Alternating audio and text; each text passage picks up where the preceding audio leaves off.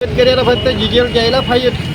सरकारनं फक्त एवढं सरकार म्हणाले की तुम्ही सगळं बंद करायचं. मग सरकार कायला हिंडायले इकडे तिकडे गाड्या घेऊन त्याला हिंडायले. मोठे वाहनं काऊन बंद झाले नाही मॅडम तुमची? आमच्या सरकारला एकच म्हणणे आहे की मग शेतकऱ्याचं डिझेल बंद झालं ना, शेतकऱ्याला एकरी तुम्ही काही ना काही द्या ना आम्हाला. तुमच्या मालामध्ये भाव वाढ नाही, काही नाही. तुमच्या कांद्याला कुठं 8 रुपये 9 रुपये भाव द्यायले. तुमच्या गहू 25 रुपये 21 रुपये किलो घ्यायले. तर मग सरकार सगळा महाग चालला की सांगा आम्हाला. आज शेतकऱ्याजवळ माल नाही तर सोयाबीनचे भाव कसे 8,000 झाले. हळदीचा भाव 16,000 होता, कसा का 10,000वर आला. या शेतकऱ्याची माती झालेली आहे ना, बाकी कोणाची झाली नाही नाही.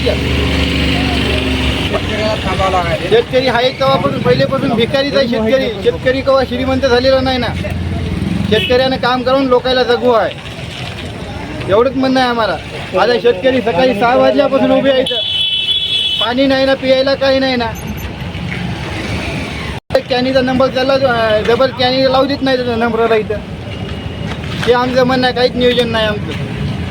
आता इतके निघाला. आता समजा नांगरटी आहे, मोगड आहे, लुटे आहे, लोकांना बेड मारायचं. आता आम्हाला समजा ट्रॅक्टर घरात बसून इतके डिझेल भेटतं. सकाळी 6 वाजल्यापासून बारीक लागलो आम्ही बिना आंघोळचे बिना भाकरीचे येतात. इतके डिझेल नाही. आता काय करावं सांगा, परिस्थिती अवघड आम्ही शेतकरी. त्या मोठ्याला गाडीला डिझेल भेटेल, आम्हाला कोण डिझेल भेटले. सकाळी 6 वाजल्यापासून पेट्रोल पंप बसलो आम्ही. ते पुन्हा म्हणतात खराब झाला. खराब नाही काय नाही, चालूच आहे पण चालू करून झाले. लोकांना कटवून कॅन्डी आता घरला मिळत काय काय झालं. आता आम्हाला जावं तर आमचं ट्रॅक्टर घरापुढे बसून लोक आम्हाला बोंबले की धंदा करा.